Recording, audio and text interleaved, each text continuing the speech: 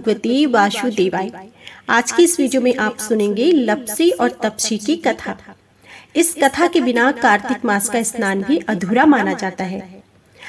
कार्तिक के महीने में लप्सी और तप्सी की कथा जरूर सुननी चाहिए। लप्सी और तप्सी की कथा सुनने से, पढ़ने से कार्तिक स्नान का फल पूर्ण रूप से प्राप्त होता है।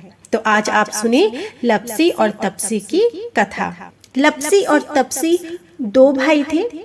इनमें लप्सी सवा सेर लापसी बनाकर भगवान को भोग लगाकर खुद खा लेता था, जबकि तप्सी भगवान की तपस्या में ही लगा रहता। एक दिन दोनों में इस बात को लेकर विवाद हो गया कि दोनों में भगवान का सबसे बड़ा भक्त कौन है। लप्सी ने कहा कि सवा सेर लापसी का भोग लगाने पर वह बड़ा भक्त है, और तप्सी तपस्या करने की वजह से खुद को भगवान का बड़ा सेवक कहने लगा। तभी वहां से नारद जी गुजर रहे थे। उन्होंने उन्हें देख लिया। पूछने पर उन्होंने अपने विवाद का कारण उन्हें बता दिया। तब नारद जी ने कहा कि इसका फैसला वे कर देंगे। अगले दिन जब लप्सी और तप्सी अपनी अपनी भक्ति में लगे हुए थे, तो नारद जी ने चुपके से सोने की दो भारी अंगूठी दोनों के आगे रख दी। जब लप्सी की नजर उस पर पड़ी तो उसने अंगूठी पर कोई ध्यान नहीं दिया, लेकिन तप्सी ने तपस्या करते हुए चुपचाप उसे घुटनों के नीचे दबा लिया। इसके बाद जब नारद मुनि फिर वहां आए तो दोनों फिर कौन बड़े का सवाल दोहरा दिया, जिसे सुन नारद जी ने तप्सी को खड़ा होने के लिए कहा।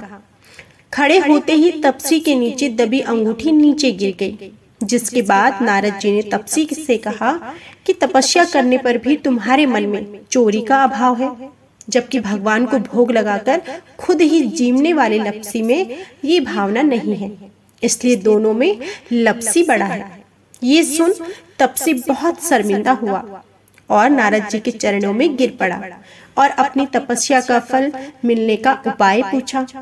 तब नारद जी ने कहा कि यदि कोई गाय और कुत्ते को, अन्य बेबस जानवरों को रोटी नहीं बनाएगा, गरीबों को भोजन कर दक्षिणा नहीं देगा और दिए से दिया जलाएगा, तो उसके पुण्यों का फल तुझे मिलेगा। इसी तरह यदि कोई सारी कहानी सुनकर तुम्हारी कथा नहीं सुनेगा, तो उसका पुण्य फल भी तुझे ही मिलेगा। इस प्रकार नारद जी कहते हैं कि जो कोई भी कार्तिक मास में लप्सी और तप्सी की कथा नहीं सुनता है, उसे कार्तिक स्नान का फल भी पूर्ण रूप से प्राप्त नहीं होता है। तो हो सके कार्तिक मास में लप्सी और तप्सी की कथा जरूर सुने। तो यह थी संपूर्ण कथा। उम्मीद करती हूँ आपको हमारी यह कथा जरूर पसंद आई होगी। कथा पसंद आई हो तो प्लीज वीडियो को लाइक जरूर कीजिएगा।